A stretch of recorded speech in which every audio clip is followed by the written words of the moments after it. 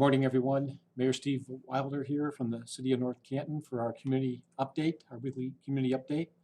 I hope you're all doing well at this time of the year with spring and flux, as always in Ohio. I want to start off today with this message, and it's a personal one from our family, my family. You know, as we celebrated Women's History Month in March, we all recognize the important role in diversity and inclusivity that women have played in a strategic role in business, education, our civic organizations and government, and especially for our families. And I just want to remind everyone that Mother's Day is right around the corner. It's May 9th. So just throw that out there for you to keep your moms in your daily things that you're going to do. Today I want to recognize a very special woman from our family, and that is Bernie Babcock. And this is my great-grandmother. She was born on this day, April the 28th, in 1868. So she was born 153 years ago, and she died 59 years ago on June 14th, 1962. And my great-grandmother, Bernie Babcock, was actually, her maiden name is Julia Burnell Smade. She was born in Union, Ohio, and she died on her favorite home there at Pettigene Mountain in Arkansas. She was American, and she was a novelist and a journalist. And I just wanted to share with you a couple things. Growing up, she was a suffragette, and she worked on women's suffrage and the movement. She was a historian, an author. She wrote many about 40 novels and poetry. And I just want to share a few things with you about my great-grandmother, Bernie Babcock. In 1903, Julia Bernie Smade Babcock became the first Arkansas woman to be included in the authors and writers of Who's Who. And she published more than 40 novels, as well as numerous tracts and newspaper magazine articles. And she founded the Museum of Natural History in Little Rock, in Pulaski County, and was a founding member of the Arkansas Historical Society. And she was the first president of the Arkansas branch of the National League of American Pen Women. Again, Bernie was born in Union, Ohio on April 28, 1868. She was the first of 6 children, and the Smades raised their children with a freedom uncharacteristic for that time. When the Smades family lively imagination was mistaken for lying, she was expelled from kindergarten. Her mother said, "Oh, that's only a sign she'll be a writer when she grows up."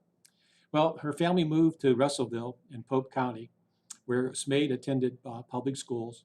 And on March 17, 1884, when she was just 15, she read her impassioned essay at the Women's Christian Temperance Union, that's the WCTU convention, which was published by request of the Russellville WCTU.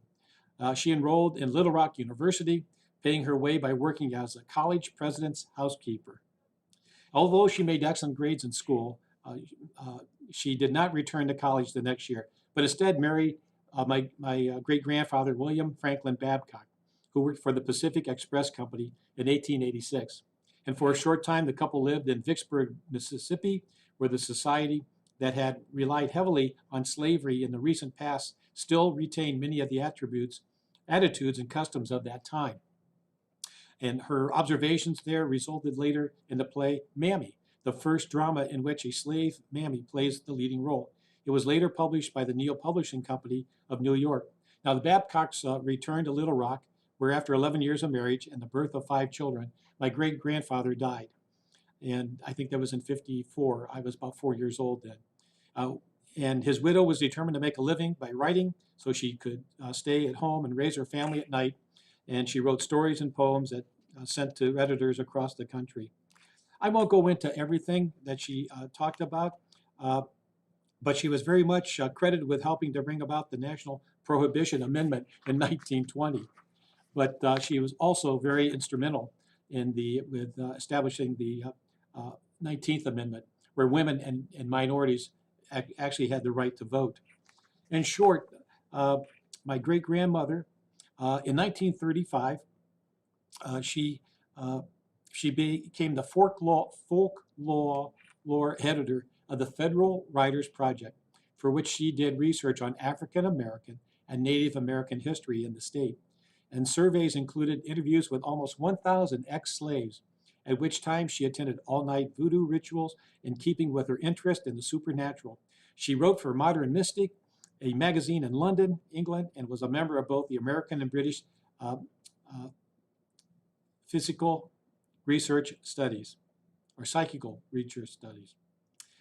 But in 1941, the last surviving Confederate soldiers of the Civil War had vacated the Arsenal building in Little Rock City Park. And with the help of a local businessman and promise from city government, she was provided a curator's salary and funds to renovate the building. And again, it was open for the Museum of Natural History. And that was when she was in her 70s. She actually lived in the basement and worked there and did all the renovations and work there. And thanks in part to her influence, the city park was renamed in honor of General Douglas MacArthur, who had been born in the Arsenal building. Miss Babcock corresponded with the MacArthur family, and he did attend the park in March of 1952. Well, in summary, her life began in a small house at the top of Pettigene Mountain, where she began to paint and continued to write.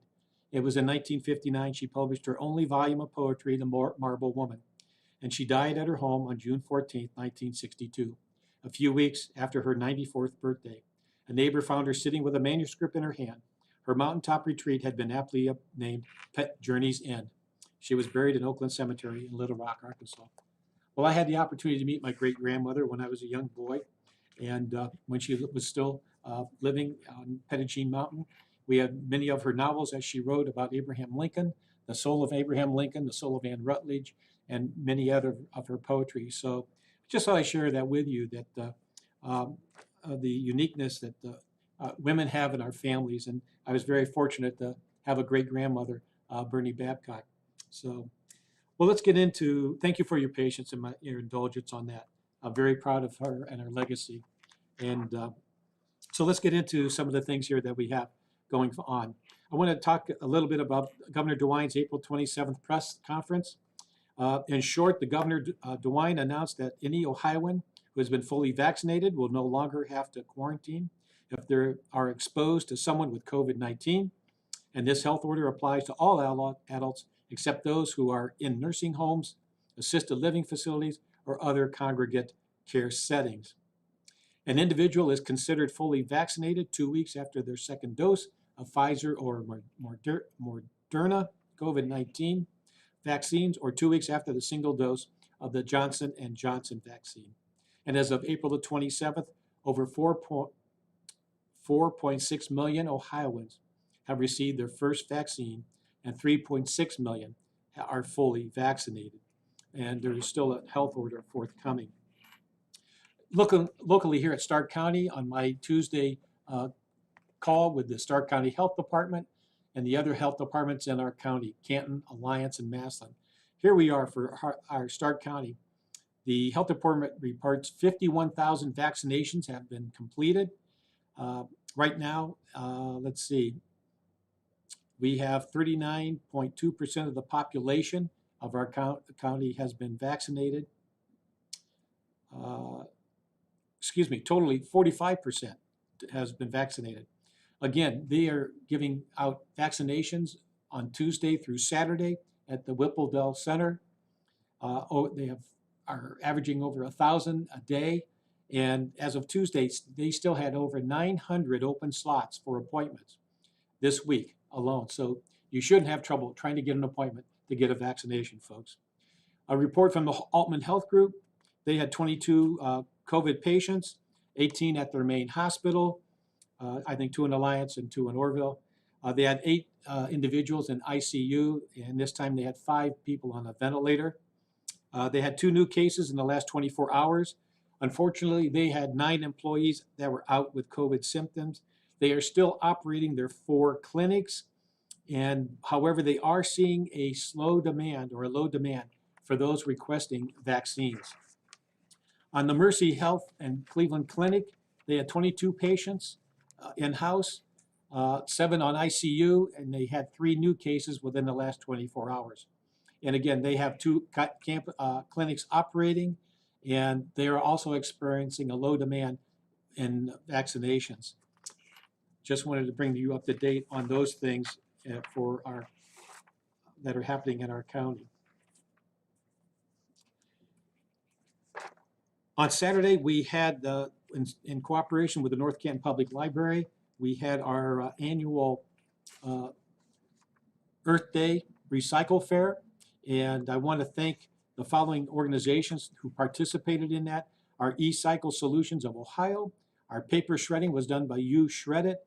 Our Goodwill collection was there for clothing and appliances and jewelry and other things. We had curbside recycling again with and the organic plant sale, and that was done by our own Know Your Roots, Gina and Ryan Groschmidt. Thank you very much. The Friends of the Library were there celebrating their 40th anniversary, and of course the Green Team from the library. Thank you very much for all your participation on that. It was very, very successful. And I did get one result from You Shred It. How's this, folks? We had a great day and taking almost 300 cars and processing over 5 tons of paper and during the recycling drive. So thank you very much. Appreciate everybody participating in that and bringing a sense of some education about recycling right and taking care of things. Permits department is operating strongly, taking in requests for home improvements, additions, things like that. When in doubt, folks, just call us, okay?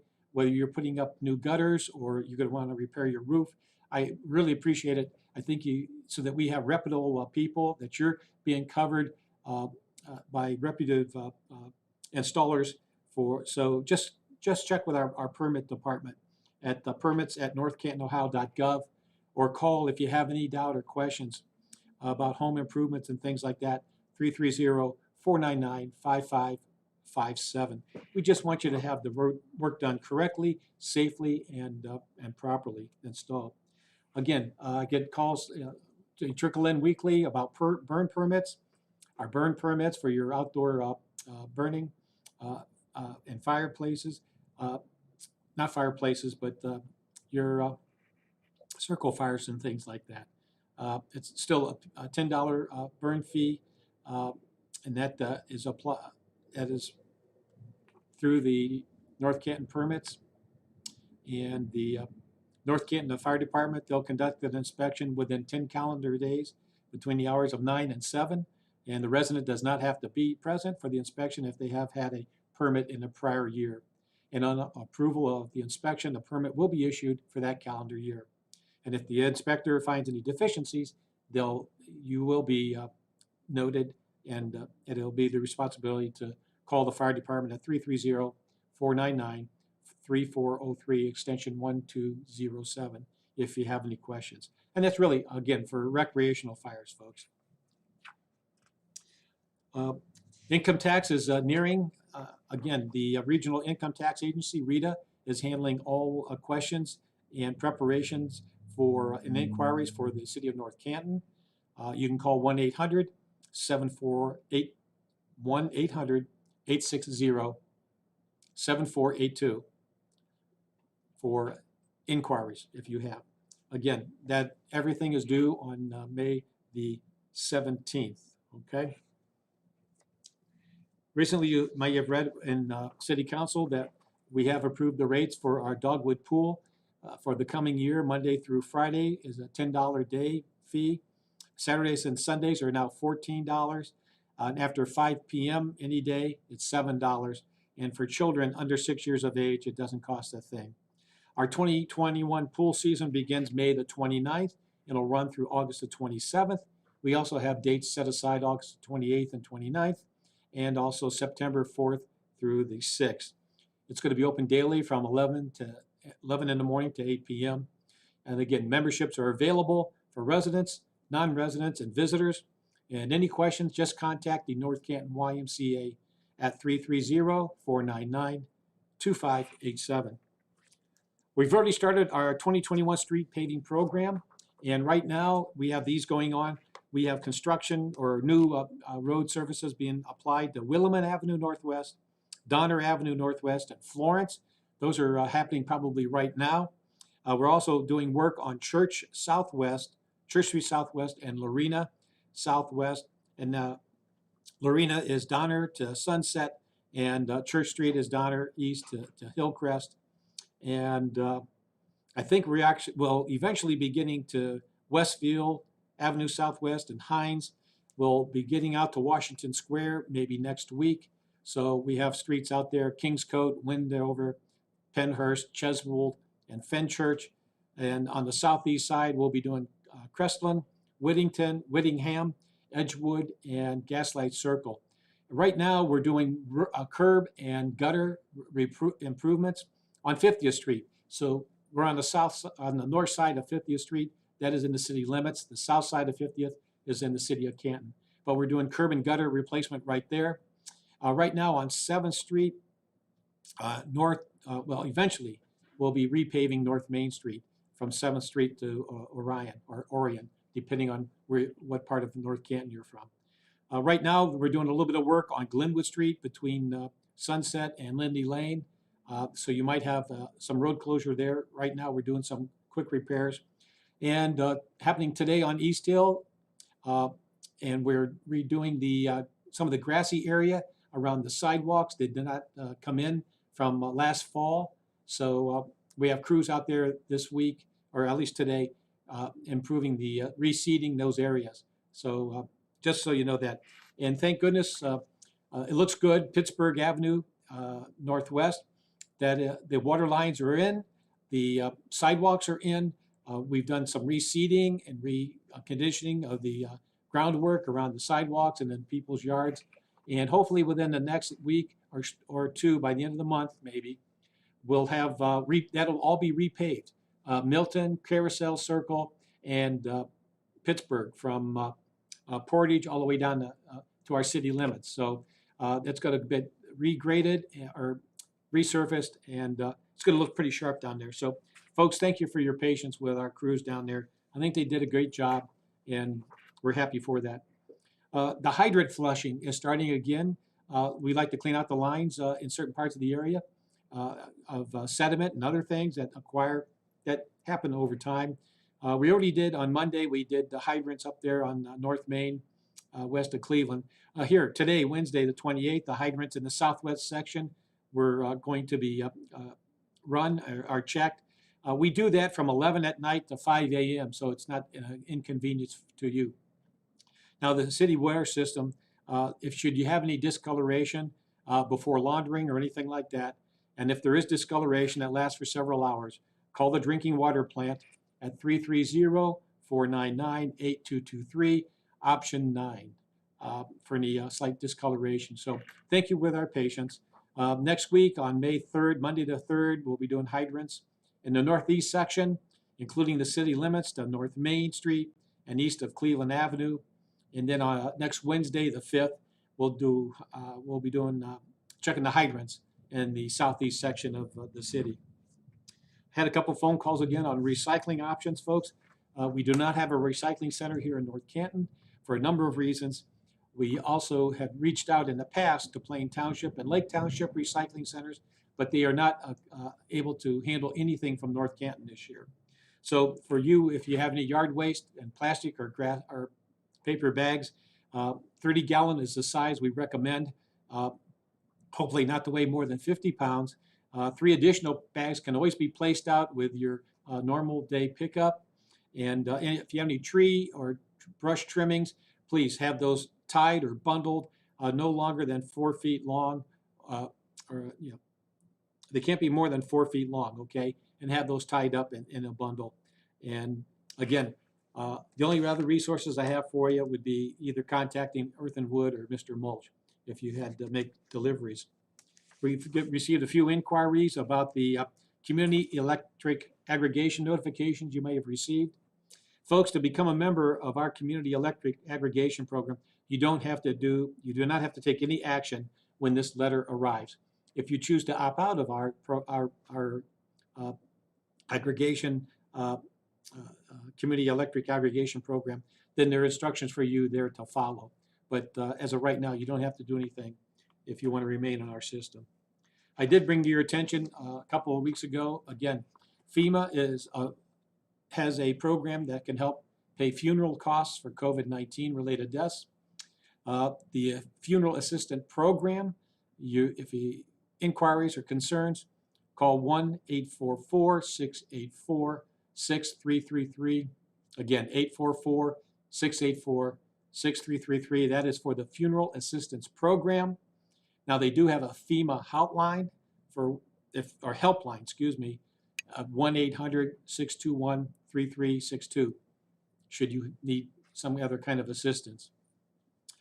And so FEMA is available for you, and that is for loved ones or family members who have died as a result of COVID-19 symptoms.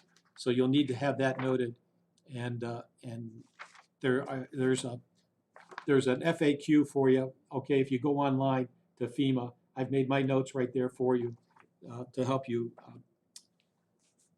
recover some compensation for your loved ones. Folks, today is the last day for the indoor North Canton Farmers Market. That's today from 3 to 6. And I want to thank everybody, the vendors and everybody who's gone up there and participated through the winter months for our indoor market. And today is the last day, April the 28th. We will have an outdoor market, so that pay attention to the website, our website, or Facebook, and for the new location for the North Canton Farmers Market, or the relocation. But we're going to have it on Wednesdays throughout the summer. This came in from the Red Cross. They are in search of people who may have type O blood, and you can call 1-800-733-2767 to schedule an appointment. Also, if you go to redcrossblood.org, you'll need to schedule an appointment. But the North Canton, there is going to be at the North Canton Community Building, which is our North Canton YMCA, 200 South Main Street. And that is, let's see, I believe that's going to be the 28th today. That was from 8 to 2. Oh, no, excuse me, April the 29th, tomorrow, April the 29th, 8 to 2, the North Canton Community Building, YMCA, to give blood. Last but not least, I got this from our compass. Again, this Friday is Denim Day. It's in recognition that April is Sexual Assault Awareness Month, and so they're asking you to support their cause and bringing education and prevention and attention to Sexual Assault Awareness Month. So you can wear jeans to work. Now that's according to them. Check with your local employer, but just something to share with you from the Compass Rape Crisis Center. They have their 24-hour hotlines for Tuscan Carroll. It's 330-339-1427. And for Stark County's 24-hour hotline, 330-452-1111. And in closing, I wanted to share with you the latest guidance for organizing large events and gatherings from the Centers for Disease Control. And just some of their key points they wanted us to remind is be careful about large events and gatherings when possible. If you can avoid those, that's what they're suggesting. Just consider the level of risk when deciding to host an event, and to promote healthy behaviors and maintain healthy environments to reduce the risk when large events and gatherings are held. And be prepared if someone gets sick during or after the event. And again, I know our proms are coming up and our school graduations at Walsh University's coming up May 8th. But you know what? I think all our schools are taking all kinds of safeguards and putting them in place for their gatherings and spacing out and timing. So I have good confidence that they're going to be taking all kinds of safeguards to make sure everybody who is participating will be safe. And as we open up our events for the summer, we also, those community events, are keeping in mind physical distancing, wearing facial coverings, And again, it just comes down to common sense for us to just make sure we watch our health, wear a face covering maybe when you're in public, especially in close proximity with someone. And I'm just happy that many of us are receiving our vaccinations. So just be careful and as we go about. And I think we'll get through this pandemic. Um, we have some things opening up for the city for the summer.